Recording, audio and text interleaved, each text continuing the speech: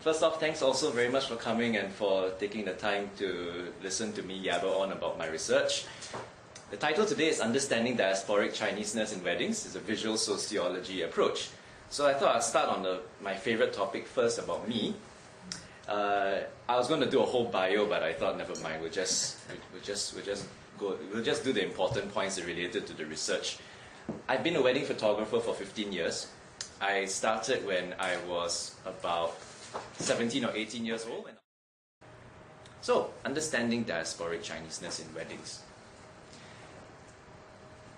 My PhD looked to contribute to theories in diaspora, ethnicity, and diasporic individuals. My focus was on the concepts of ethnic hybridity and syncretism and the mechanics by which individuals make their ethnicity. So it was ethnicity making techniques. It wasn't so much about what ethnicity was, but I did talk a bit about that. My research had three guiding principles. One was that it was visually focused, like visual sociology. It was materially based, so it was the artifact and the environment. I looked at both the material environment as well as the things that people consume or chose not to consume at the same time. And I looked at it from an individual perspective, so less of a collective idea. What were the problems that I found with diasporic ethnicity? I'm talking mostly from an Anglo-American perspective, so most of my literature review was on research done within the Anglo-American traditions. I found that diaspora and ethnicity often go hand in hand, but I found that many Anglo-American conceptions of diaspora are ethnic-focused, macro-focused, and they don't really account for the nuances of individuals within any particular diaspora. I also found that a fair bit of ethnic hybridity have been expressed in celebratory terms, although I must say that there are definitely exceptions to this, and people having difficulties in choosing their ethnicity it has been expressed. But in some studies, like Clifford, when he talked about diaspora and cultures of resistance against dominating host nation states. But then I thought to myself, wait a minute, what about non-host nation states? What about diasporic communities who have formed their own host nation state? And I found that to be the gap in the literature that I was engaging with. So I was thinking about Singapore and how the Chinese were a diasporic community and how they became the majority host population now. So instead of having a host nation underneath them, they are the host nation. What kind of challenges do they face in terms of their ethnicity? What kind of challenges do they face in terms of their identity? And it was particularly problematic for me in the current literature, so I sought to try to look at the different kinds of journeys.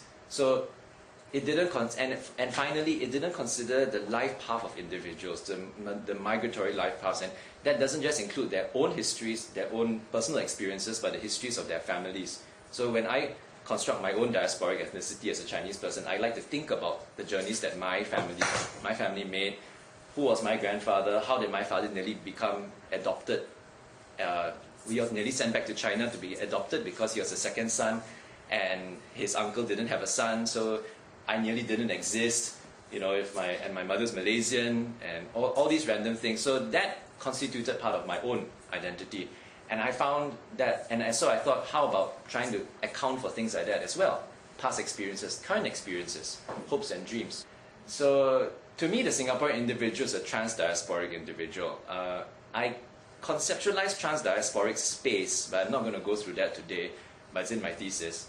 And it's faced with a variety of choices, responsibilities, and impositions by the state, by family, by friends, by peers, with regard to his or her ethnic identity. So state policy has been very active in shaping ethnic identities, and some of the literature that shaped my research very much was the book by Prof. Chow on Life is Not Complete Without Shopping. So that one about the heartlanders and cosmopolitans was a defining part of the way I looked at ethnicity. And there was a book chapter by Prof. Kong and Prof. Yao about Chinatown. I think that was in the book by Lawrence Ma. And that was also a defining part of trying to understand the government policy in terms of Chinese identity, which I always took for granted when I was growing up.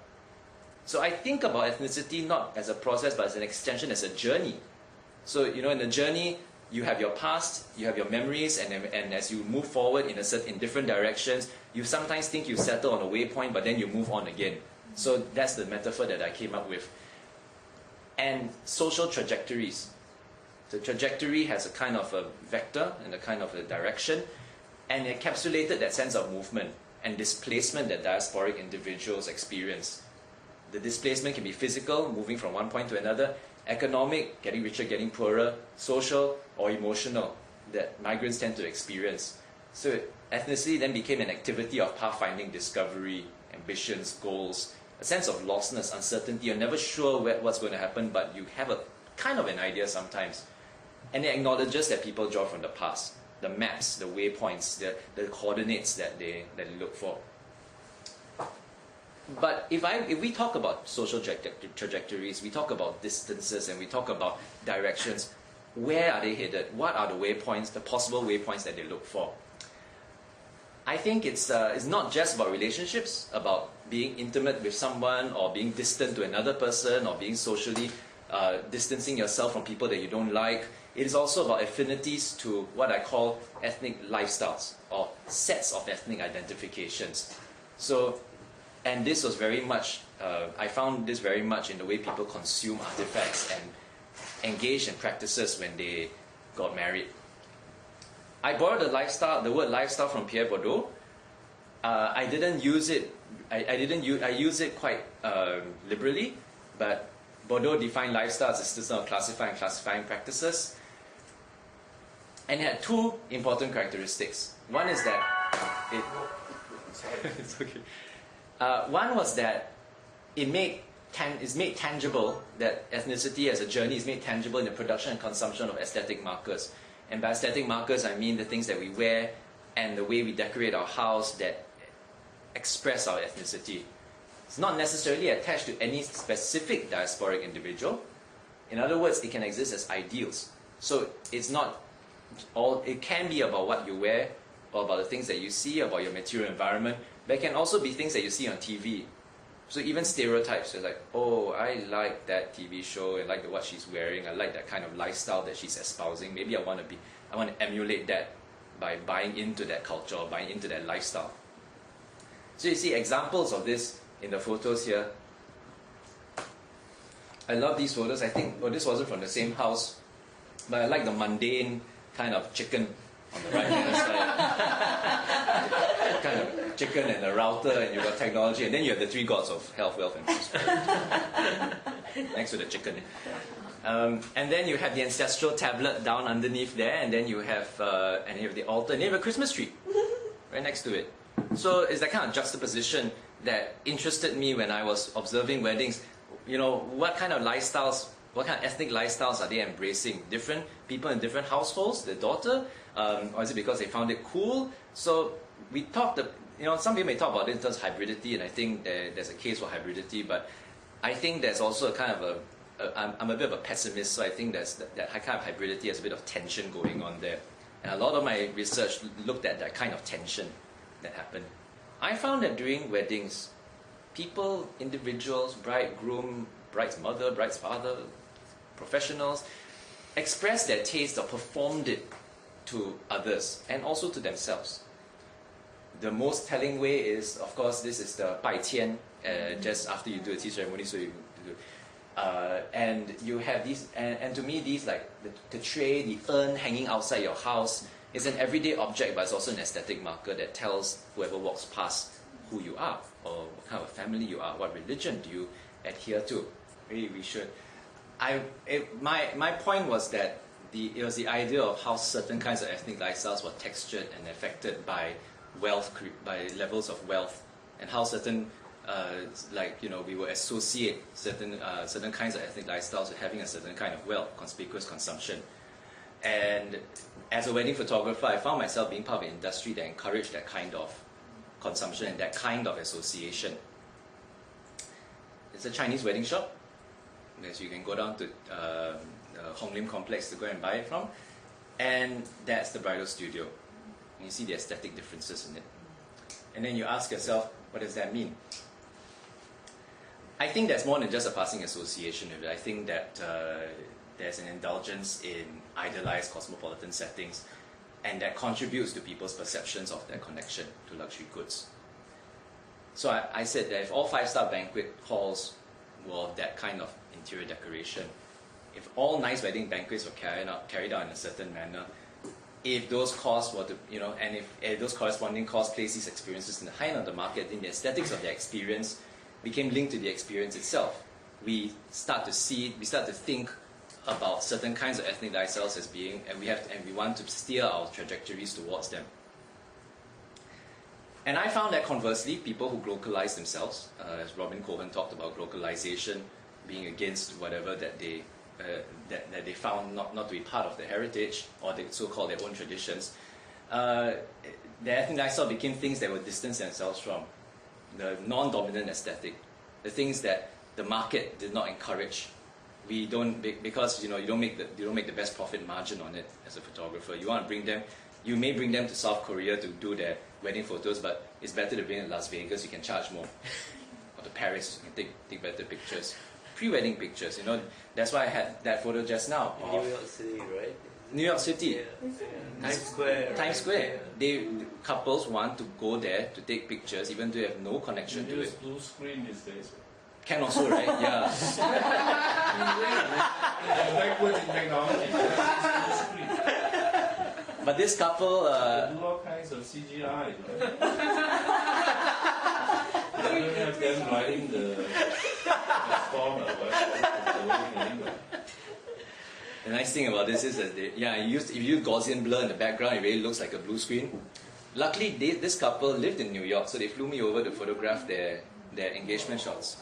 Wow. But it was cheaper to fly me over, pay for my accommodation, and to hire a photographer. Yeah, because I flew in from London. I just wanted to end off with a photo essay that made me think about people in Singapore and people who's, sometimes my wife's grandmother was a particular example of this that affected me very much when I was doing my research. She said that she was afraid to go out of the house because the world, Singapore, had changed around her. I don't think we can stop that kind of change, but the way that certain, first or second generation migrants, some of them clung to certain kinds of ethnic lifestyles, perhaps affected their economic life paths eventually. And for me, that was a story that's being told again in the second wave of migrants into Singapore, where we have issues with Chinese nationals coming to Singapore and living here, and we are prejudiced against them for the ways they speak, their comportment, their aesthetic markers, the way they dress, and it's the whole thing starting all over again, and we are creating that kind of prejudices.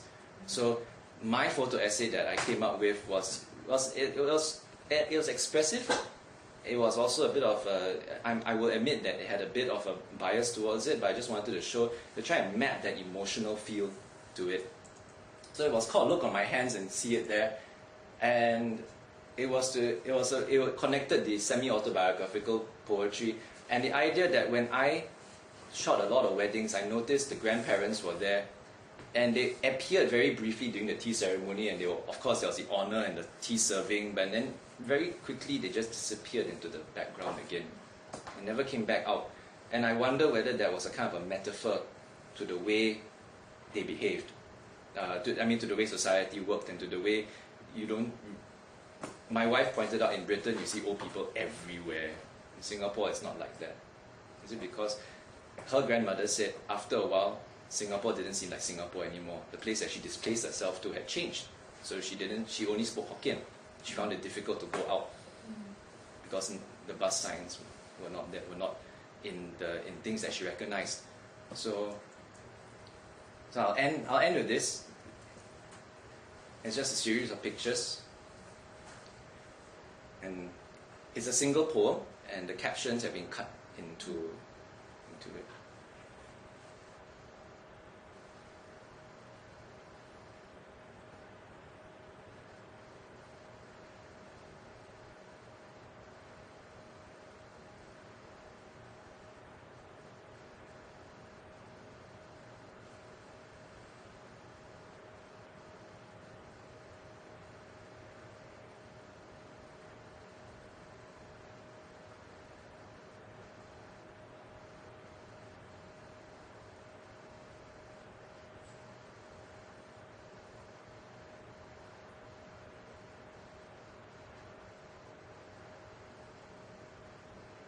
And that's it.